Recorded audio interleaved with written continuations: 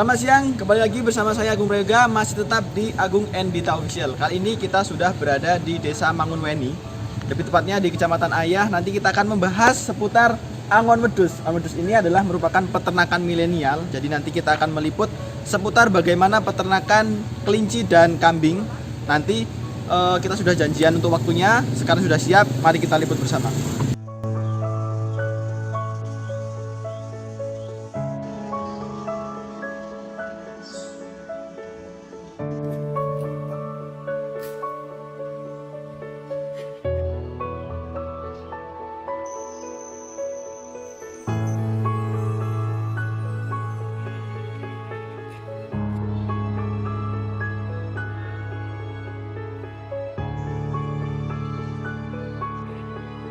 Waalaikumsalam.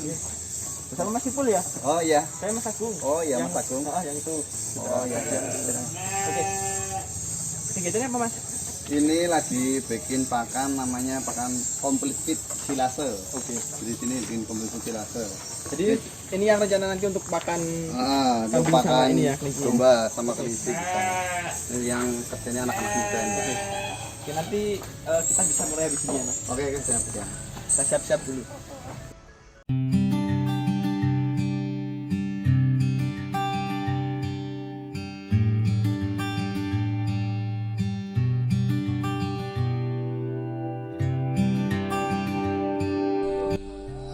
Pemberian pakan di sini untuk kelinci di pagi dan sore hari, yaitu kalau pagi kita pukul 8 pagi, kalau sore kita di pukul jam 4 ya, atau jam 5. Sistem kandang yang diterapkan di sini untuk kelinci yaitu sistem kandang terkoleksi.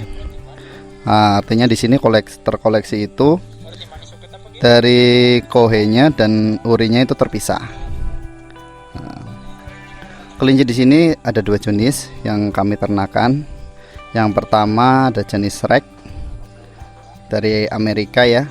Kalau yang kedua ada jenis New Zealandnya warna putih. Untuk pakan sendiri dari kami menggunakan pelet. Utamanya kita di pelet.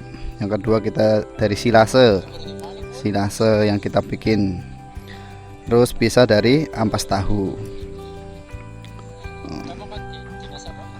Kalau untuk ukuran kandang di sini, ukuran pertama panjangnya itu 70 cm, untuk lebar 40 cm. Itu masing-masing peternak bisa berbeda-beda ya.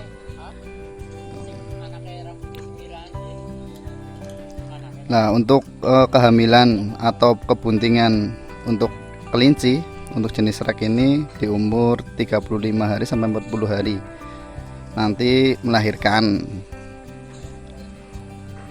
Terus di umur 20 hari nanti proses perkawinan lagi. Di umur 1 bulan lepas sapi untuk anak-anaknya.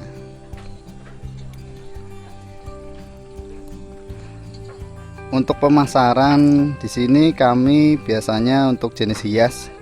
Jadi langsung ke konsumen akhir yang pencinta kelinci ya di sini ya. Karena jenis Rex kayak ini itu jenis hias.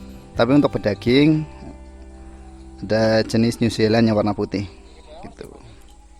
Itu bisa masuk ke sate ataupun untuk kepentingan ekspor juga bisa.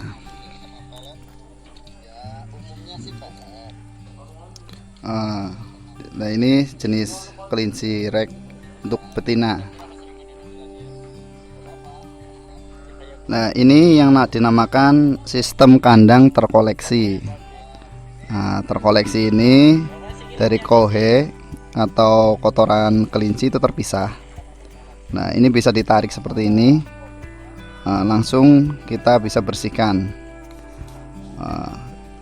Bisa ditarik ataupun nanti bisa disapu dengan sapu ya, bisa. Nah, ini sangat mempermudahkan bagi peternak kelinci buat membersihkan kotorannya. Ini dari masing-masing peternak juga bisa beda-beda ya di sini ya untuk penerapan sistem kandang terkoleksi. Untuk urin pun kita menggunakan kemiringan agar urin bisa langsung menuju talang dan di satu titik terkumpul di situ. Nah, ini salah satu talang, bisa pakai talang, bisa pakai bambu ataupun yang lain. Nah, di sini untuk urin itu bisa digunakan, bisa jadi buat pupuk untuk buah-buahan ataupun bisa untuk hama wereng. Di sini bisa ditujukan satu titik di sini terkumpul. Dalam satu malam bisa terkumpul sekitar 4 liter untuk kapasitas 20 ekor kelinci.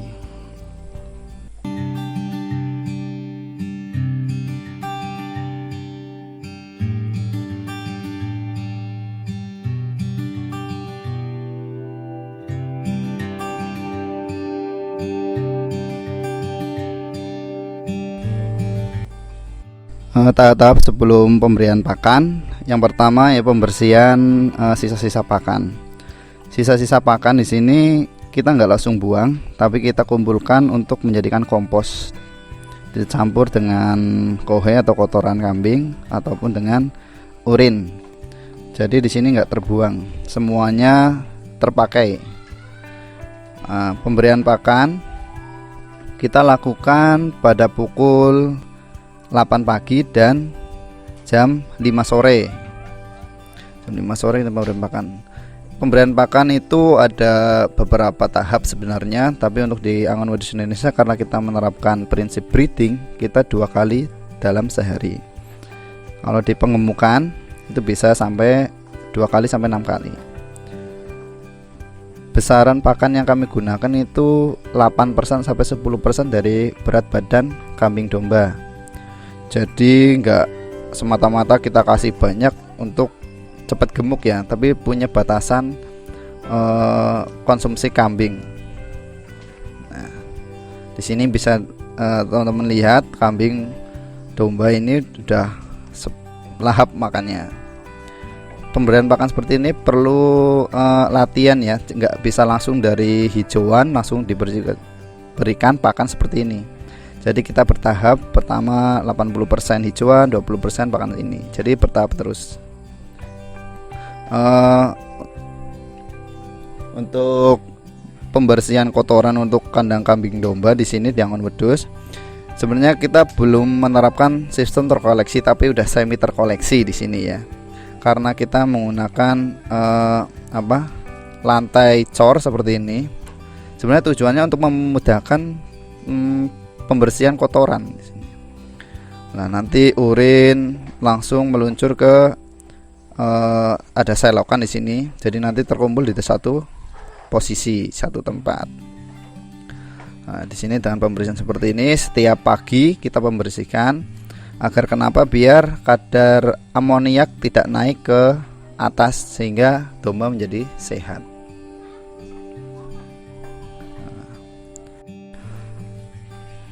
Di kandang Angon Wedus Indonesia, kami menggunakan pakan silase ataupun pakan fermentasi. Di sini kami menggunakan silase complete fit ya.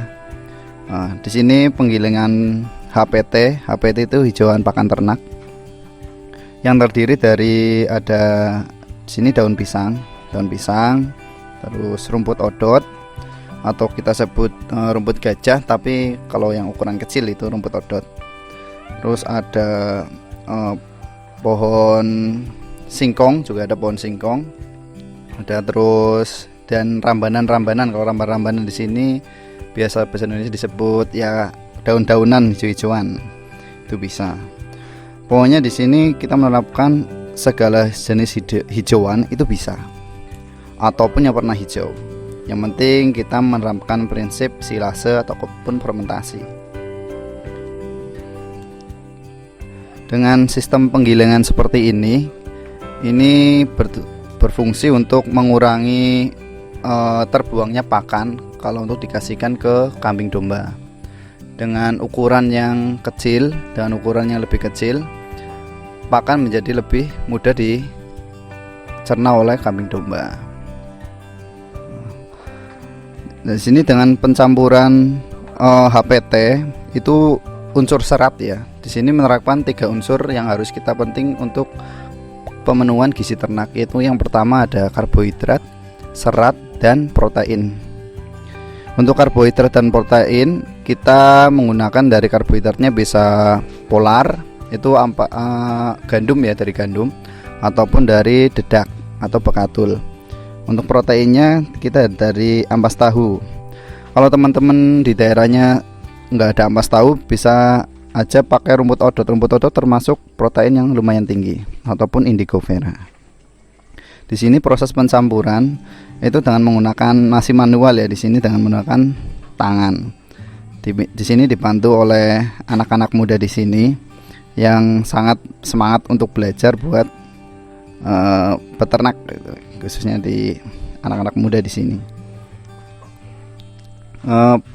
Untuk pakan ini penyimpanannya kita dilakukan di dalam drum. Kalau nggak drum, kita juga ada di plastik silase. Di drum-drum ini kita simpan selama untuk bertahan sampai 5-6 bulan itu bisa bertahan, asal kita itu kedap udara atau anaerob. Di anaerob kapan sih bisa dimakan buat kambing domba? Itu 2 hari setelah pembuatan itu bisa. Itu tergantung dari tingkat kebasahan pakan itu sendiri. Nah, pencampuran dengan cara fermentasi juga ada bahan-bahan tambahan yang kita pakai. Kalau silase itu langsung nggak pakai bahan-bahan tambahan seperti probiotik. Kalau fermentasi pakai probiotik, tambahin molase, terus kita langsung campurkan ke gilingan pakan. Di sini dengan menggunakan pakan silase ini sangat menghemat, khususnya biaya pasti menghemat, terus waktu juga. Jadi kita bisa bekerja buat yang lain gitu. Jadi ternak itu bisa terpenuhi gizinya, peternak pun menjadi Kita tadi sudah melihat untuk proses dari mulai kandang kelinci dan kambing. Kali ini kita sudah bersama dengan beliau, Mas Ipul nih. Ipul. Oke, kita sedikit tanya untuk beberapa hal terkait di sini, Mas. Ini kan ada sebuah peternakan. Kalau Mas sendiri dulu ada nggak notaben dari peternakan apa enggak? Sebelumnya emang saya nggak ada notaben dari peternakan. Nggak ada ya. Tapi dasarnya dari diri saya suka yang namanya dunia fauna, tentang hewan-hewan gitu ya, antara kambing, kucing, terus bebek. Nah, di situ awal mulai saya kepengen kenapa suka di dunia peternakan, khususnya di domba. Oke. Kalau sebelumnya dari Di jurusan saya, jurusan saya kalau akuntansi. akuntansi. Iya. Oke di akuntansi. Berarti ini untuk pertama pembuatannya di tahun berapa ini? Di awal tahun 2019, tepatnya tanggal 21 Januari. Kenapa tertarik ke ini, Mas? Ke kelinci sama ke domba? Pertamanya awalnya saya itu ikut namanya pelatihan magang. Pelatihan magang di Madiun. Kalau itu namanya kandang uang gitu. Di sana itu pusatnya pelatihan.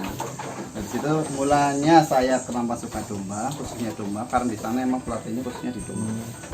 Nah, awal itu 1 bulan, nah disitulah saya pulang untuk langsung praktek di rumah. Kalau ini, Mas, ada nggak kesulitan dari domba ini? Domba sama kelinci ini ada nggak? Sebenarnya dari kesulitan sih normal ya pada peternak yang pada umumnya gitu. Ya kayak pakan sih sebenarnya. Yang paling penting itu di pakan biasanya. Kalau peternak biasa ya kesusahan rumput biasanya ya. Nah, di sini kan kami menerapkan itu silase, pakan silase atau pakan fermentasi. Jadi kita buatnya itu 1 minggu sekali. Yang jadi, proses tadi itu ya? Jadi kesulitannya kebanyakan peternakan di pakan sebenarnya. Kalau untuk kesehatan seperti kandang itu nggak ada masalah. Kalau untuk ini, Mas, pemasaran sendiri dari Mas ini kemana? Untuk pemasaran sendiri saya mainnya di akikah. Oh, aki-aki. Nah, ya karena kita tahu sendiri ya, Indonesia banyak sekali mayoritas Islam lah. Islam kebanyakan ya kelahiran juga tinggi. jadi kita mainnya di akikah. di ya acara 1 tahunan ya kurban paling banyak. Kalau ini kan berarti ada sebuah, ini tadi produksi saya juga melihat beberapa ada dari kalangan remaja. Berarti Iya. masnya juga untuk remajanya juga ada ya? Kalau untuk itu sebenarnya ini belum buka pelatihan ya, sebenarnya tahun besok udah ada pelatihan tentang usaha kambing domba untuk pemula khususnya. Pemula ini saya tujukan ke pemuda-pemuda. Ya seperti mas-mas di sini, Mas Agung atau Mas Lutfi di sini, ya saya yang lebih konsennya ke situ. Anak-anak muda yang pengen mereka mau usaha di desa. Karena konsep sendiri ini peternakan milenial ya? Iya. Betul. Oke, jadi itu mungkin teman-teman yang bisa disampaikan oleh Mas Ipul. Semoga ini bisa semakin berkembang untuk kedepannya. Amin. Ada pesan Mas mungkin untuk anak-anak muda di sekarang? Oh, pesan-pesan ya. Ya untuk peternak muda atau yang mau jadi peternak ataupun yang mau usaha di dunia bisnis, kalian yang penting bukan masalah tentang takut nanti gagal atau masalah modal. Yang penting kalian pertama kalau mau usaha seneng dulu. Kalian harus punya rasa senang di dunia bisnis itu di segi apapun, mau peternakan mau pertanian gitu. Yang penting kalian harus senang. Jadi saya mengajak untuk anak-anak muda di seluruh Indonesia, khususnya yang mereka di jurusan pertanian atau peternakan, marilah kita bangun pertanian dan peternakan Indonesia melalui anak muda, karena kita adalah generasi bangsa Indonesia. Sip. Karena memang ada sinergi ya Mas antara peternakan sama pertanian ya. Iya, ya? itu udah harus sinergi loh. Maksudnya emang karena di sini saya juga menerapkan kalau 5 pertanian itu masuk peternakan, 5 peternakan itu masuk pertanian. Jadi mereka sejajar bareng. Oke, sampai ketemu di pertemuan selanjutnya. Oke, terima kasih Mas. Semoga sukses selalu. Oke.